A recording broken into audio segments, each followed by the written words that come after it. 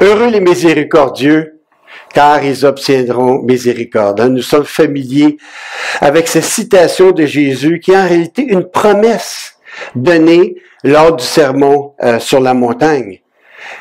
Il nous a donné plusieurs exemples de miséricorde puis de compassion à travers les Écritures. Mais le plus grand geste de miséricorde vient de la bouche de Jésus, de notre Seigneur lui-même.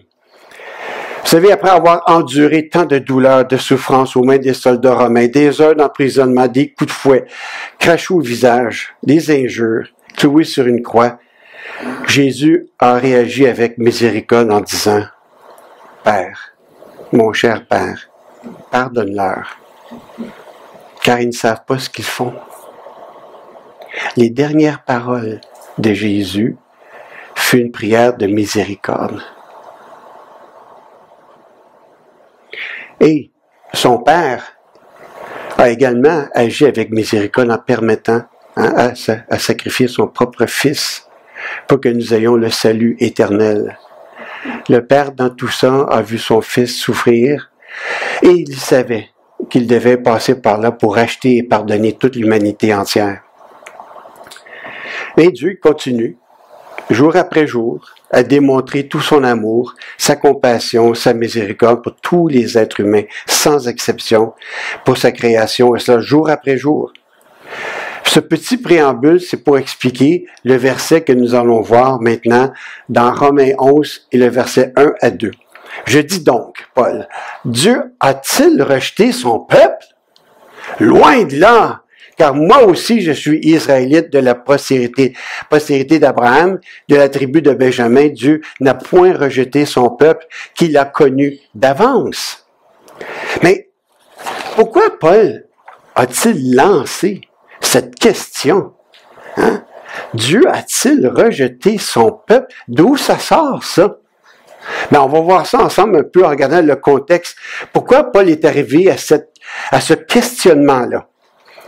Au moment où Paul écrit cette épître aux Romains, à Rome, les païens convertis étaient probablement devenus majoritaires dans l'Église.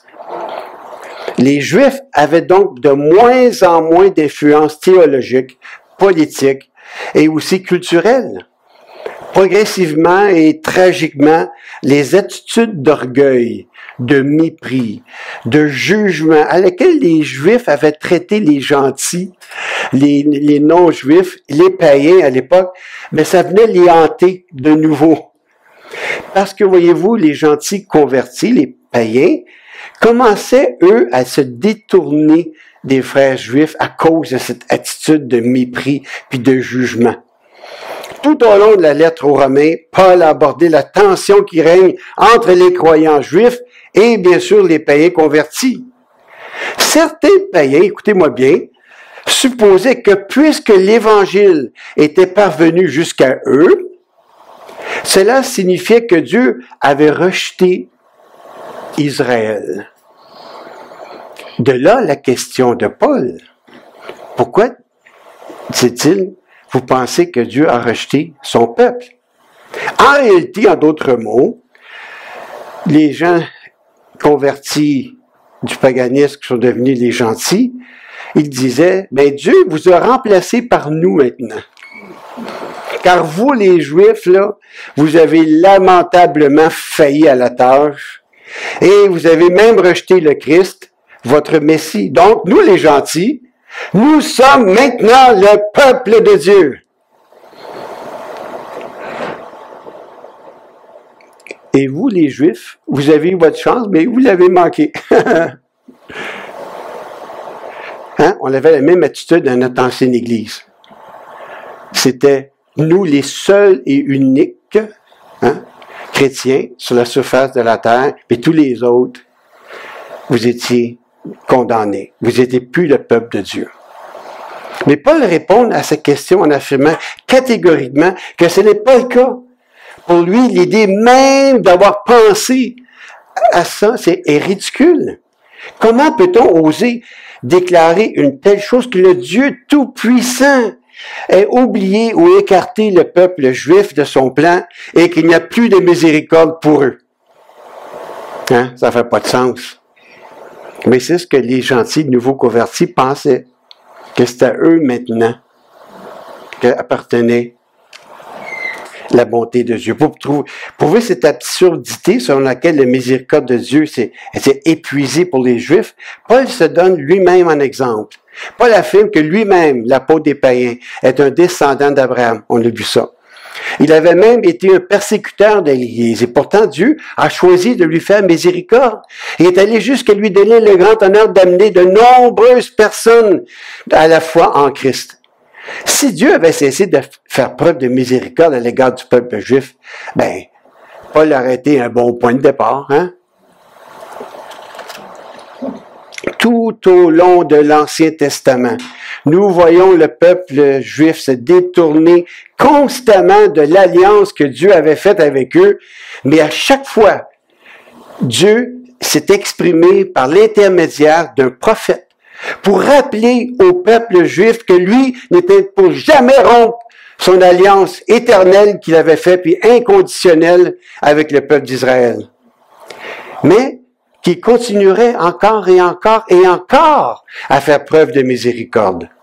Regardez ce qu'il dit dans Jérémie 31. « Voici ce que déclare l'Éternel, : Si on peut mesurer le ciel là-haut, ou si on peut sonder les fondements de la terre ici-bas, moi, je rejetterai toute la descendance d'Israël pour tout ce qu'ils ont fait. » L'Éternel le déclare. Peut-être sortir de notre beau tape à mesurer pour voir si on est capable de mesurer l'univers entier. Qu'est-ce que ça veut dire, ce passage-là? C'est que la miséricorde de Dieu, elle est infinie. Infinie, nini. Hein? Infifi et nini. Infini. Dieu est ce qu'il est. Que le sacrifice de Jésus couvre non seulement le peuple choisi de Dieu, les Juifs Israël, mais maintenant toute l'humanité. Paul voyait, voyez-vous, la possibilité que l'Église soit divisée en deux. Les croyants juifs et les païens suivant des voies différentes. Dans ce cas, les païens convertis ignoraient totalement la communauté juive, alors que eux maintenant devaient aller leur enseigner la bonne nouvelle. Devaient aussi les convertir, les Juifs, à la chrétienté. Mais comment ils peuvent faire ça si pour eux, ils disent « Me, myself and I », puis vous autres, vous comptez plus. Paul, ça n'a pas de bon sens. Paul était tiraillé de ramener les deux groupes ensemble. C'est pourquoi, ici comme ailleurs, Paul met les croyants au défi de rechercher l'unité dans le corps du Christ, en pratiquant la charité, la miséricorde, et ça pour tous les peuples du monde. Mais demandons-nous ceci. Quels sont les défis actuels au sujet de nos comportements vis-à-vis des différentes communautés ethniques, raciales et culturelles autour de nous ou parmi nous? Est-ce qu'on a cette attitude hautaine que les Juifs avaient vis-à-vis les païens? Et les païens, la même chose. C'est nous maintenant qui comptons, puis vous ne comptez plus, vous avez manqué vous avez manqué le bateau. Puisque nous bénéficions de la miséricorde de Dieu, vous et moi, est-ce que nous appliquons aussi cette miséricorde vers les autres? Ou est-ce qu'en tant que chrétiens, nous, on est choisis de Dieu. Moi, j'ai été appelé. Vous, dans le monde, là, vous comptez plus. Avec toute la souffrance humaine et les comportements humains, vous ne pensez pas qu'on a de plus en plus besoin de la miséricorde? Avec tout ce qui se passe dans le monde autour de nous, les gens ont besoin de cette miséricorde de Dieu. Nous pouvons tous penser à des choses qu'on a faites d'une façon incorrecte. On a tous fait des choses mauvaises, des choses qui ne correspondaient pas à ce que Dieu aurait voulu qu'on fasse. Malgré toutes nos erreurs et nos péchés, nous savons qu'il y a quelqu'un qui nous a fait miséricorde constamment et qui nous accepte tels que nous sommes. Dieu ne vous a pas abandonné et ne vous abandonnera jamais. C'est son alliance éternelle. Infifi et Nini. Total. Sa miséricorde dure à jamais. Et voici ce que la deuxième partie du verset thème d'aujourd'hui dans Romains 11, verset 29. Car Dieu ne se repent pas de ses dons et de son appel. De même que vous, autrefois, vous avez désobéi à Dieu et que, par leur désobéissance, vous avez maintenant obtenu miséricorde. De même qu'ils ont maintenant désobéi afin que par la miséricorde qui vous a été faite, ils obtiennent aussi miséricorde. Car Dieu a renfermé tous les hommes dans la désobéissance. L'univers entier a été pécheresse. On a tous péché devant Dieu. Toutes les créatures ont péché devant Dieu. On a tous désobéi. Qu'est-ce que vous soyez juif, non-juif ou n'importe quelle race ethnique que vous êtes. On a tous désobéi. Mais cette désobéissance nous accorde un miracle extraordinaire parce qu'avec la désobéissance vient la miséricorde. Ô profondeur de la richesse, de la sagesse et de la science de Dieu. Que ces jugements soient insondables et ces voies incompréhensibles. Parfois, on doit dire Dieu il a assez soupé de moi. Là. Hein? Jamais. Jamais. Et voyez-vous, Dieu nous accepte tels que nous sommes. Car, voyez-vous, dans Psaume 103, verset 8, l'Éternel est compatissant et miséricordieux. Il est plein de patience, débordant d'amour. Il ne tient pas rigueur sans cesse et ce ressentiment ne dure pas toujours. Il ne traite pas selon le mal que nous avons commis et ne nous punit pas comme on mérite nos fautes. Donc, dans ce verset, on voit que Dieu, l'Éternel, est compatissant et miséricordieux. Est-ce que vous comprenez la différence entre les deux? Compassion ou miséricorde? Bien, permettez-moi de l'expliquer. Ça donne bien, c'est dans mes notes. Ben oui, ça s'est retrouvé là. On a pu répondre comme ça, là. On y va?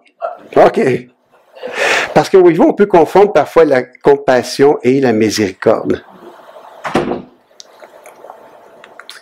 La compassion, c'est lorsque nous sommes émus par les souffrances d'un autre. Ça commence comme ça. Nous comprenons la douleur et la difficulté qu'une autre personne subit, ce qui produit une émotion de compassion. On est touché. La compassion ne se résume pas à se sentir concerné par une personne en détresse ou se soucier du malheur d'une personne. Il y a une action associée à la compassion. Et cette action est la miséricorde. Quand la compassion agit pour soulager la souffrance, elle devient miséricorde. On peut voir l'exemple du bon samaritain. Il s'est arrêté sur le bord de la route pour soigner quelqu'un qui a arrêté, qui était son ennemi. Alors que les chefs ou les gens religieux avaient passé, eux, outre, lui, il s'est arrêté. Hein? Puis quand Jésus a expliqué au docteur de la loi, qui était le plus miséricordieux des trois, il a dit, c'est celui qui exerçait la miséricorde envers lui, répondit le docteur de la loi. Mais regardez, la deuxième partie. Fallait toi aussi. Toi,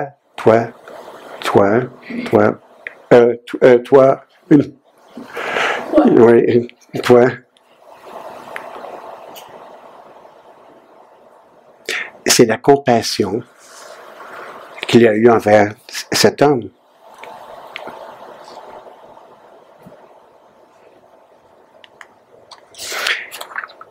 La compassion, en réalité, vous conduit à la miséricorde, qui est comme le pardon. Il s'agit d'une qualité liée à la compassion, au pardon et à l'indulgence.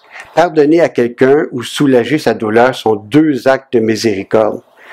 Le mot miséricorde provient de la racine mercy, utilisée depuis le 12e siècle pour signifier le pardon de Dieu pour les offenses de ses créatures, de ses enfants. Puis l'origine en vieux français est merci, qui vient du 12e siècle, pitié ou remerciement. Le sens du mot miséricorde est différent du mot compassion, principalement parce que la compassion est envers un individu qui souffre et la miséricorde complète généralement envers quelqu'un qui nous a fait du tort. On est juste à penser au fils prodigue qui a demandé à son père son héritage, puis il a quitté avec sa fortune. Il a fait tout des péchés,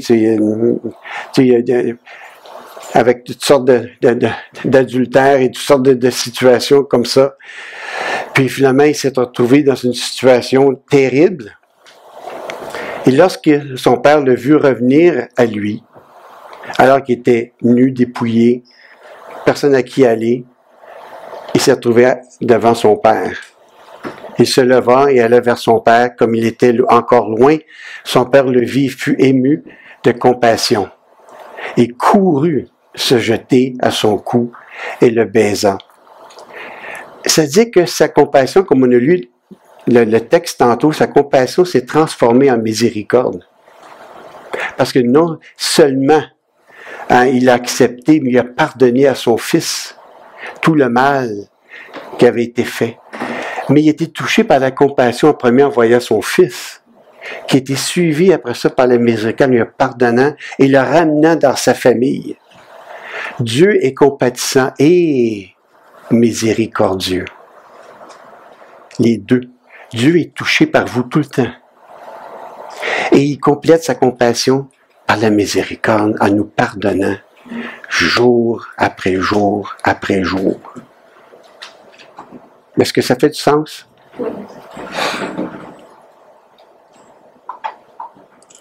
Continuons. Compatissant veut dire la compassion pousse l'individu, en résumé, là, à réconforter l'autre, pour le soulager de la souffrance. Miséricordieux, être miséricordieux, simplement pardonner, pour que l'individu puisse trouver la paix.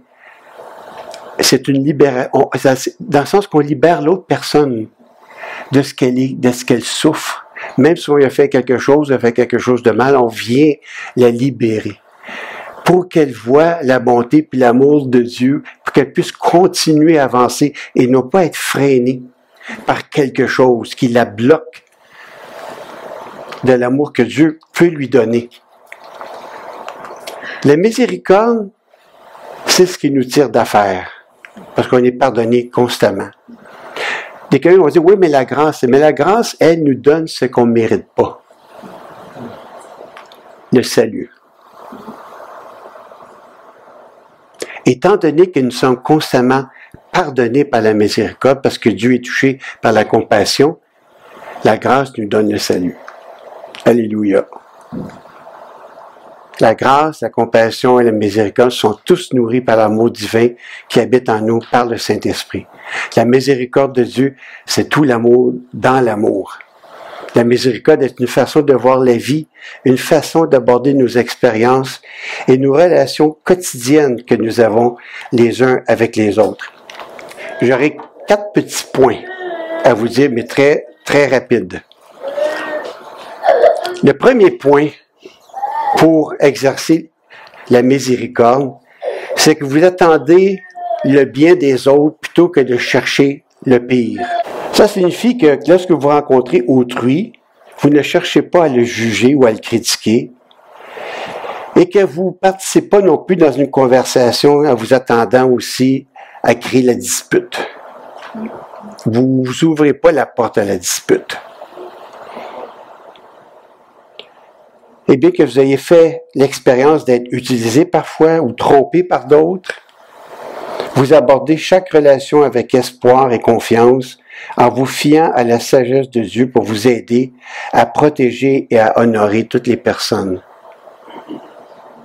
Et c'est ce qu'un Corinthien nous dit. L'amour est patient, plein de bonté, il n'est pas envieux et il ne cherche pas à se faire valoir et ne se sent pas d'orgueil. Il ne fait rien d'inconvenant. Il ne cherche pas son propre intérêt. Il ne s'agrippe pas contre les autres. Il ne tient pas compte du mal. Quand on s'approche d'une personne, ayez toujours en tête, qu'est-ce que j'ai envie de faire? Qu'est-ce que j'ai envie de dire? Comment je vais agir? Pour toujours chercher à gagner notre frère ou notre sœur, ou peu importe, avec qui nous avons des amitiés parfois. Le deuxième point rapidement, lorsque vous êtes en position d'autorité, vous ne profitez pas de votre statut. À moins que, bien sûr, que votre statut vous permette de protéger les autres et les aider d'une manière ou d'une autre. Mais si vous avez une personnalité forte, vous n'en profitez pas pour obtenir ce que vous voulez ou mettre de la pression selon votre position d'influence ou d'autorité dans l'Église. Mais vous êtes plutôt sensible pour considérer le besoin des autres et les aider à développer leur propre force et leur propre don.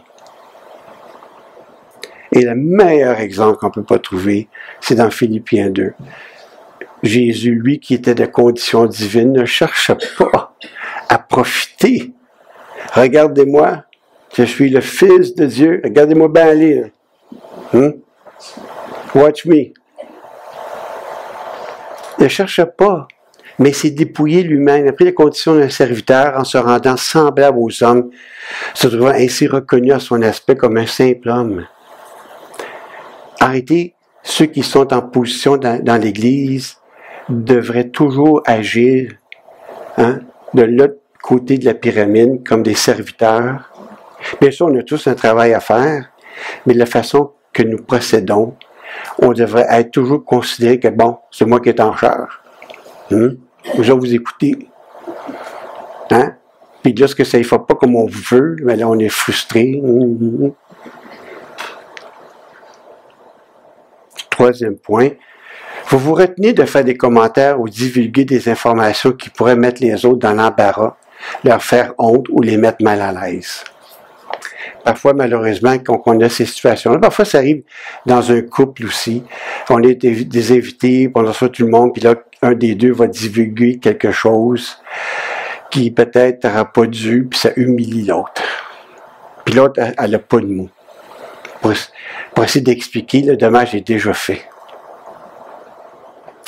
Il faut faire attention. Si on a des petits groupes fraternels qui vont commencer bientôt ou autres, soyons gentils, les uns avec les autres, puis pas mettre les autres dans l'embarras, parce que parfois, quand on fait ça, on a peut-être une attitude hautaine de s'élever et de chercher à rabaisser l'autre. La parole nous dit, ainsi encouragez-vous et fortifiez-vous dans la foi les uns avec les autres, comme vous le faites déjà. Et le dernier point, lorsque vous devez confronter une autre personne pour une bonne raison, de se comprendre, savoir pourquoi telle personne a agi, soit par erreur ou avertir d'un danger, clarifier une situation ou un événement, on doit agir avec douceur et compassion. De ne pas chercher la confrontation, puis je vais le mettre à sa place, lui, une fois pour toutes. Quand je vais le rencontrer, ça va brasser. Je vais lui montrer qui a raison puis qui a tort. Une personne miséricordieuse ressent la douleur de l'autre personne. C'est la compassion, ça commence comme ça. Puis la miséricorde, mais c'est qu'on pardonne à l'autre. Les deux éléments que Dieu fait pour nous tous les jours. Un dernier verset dans Éphésiens 4, verset 32. « Soyez bons et pleins d'affection les uns pour les autres. Pardonnez-vous. » En tant que mari et femme, en tant que nos enfants ou autres, que nos voisins, que nos amis. Pardonnez-vous réciproquement, comme Dieu vous a pardonné par le Christ. Dans quelques minutes, on va rencontrer, on espère, plusieurs personnes de notre communauté, différentes races ethniques. Accueillons-les comme Jésus nous a accueillis. Puis créer des relations avec eux de compassion, puis de miséricorde.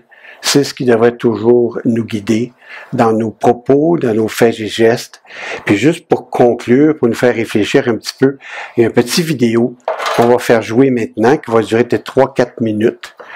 Peut-être une leçon aussi importante à tirer de ce petit vidéo.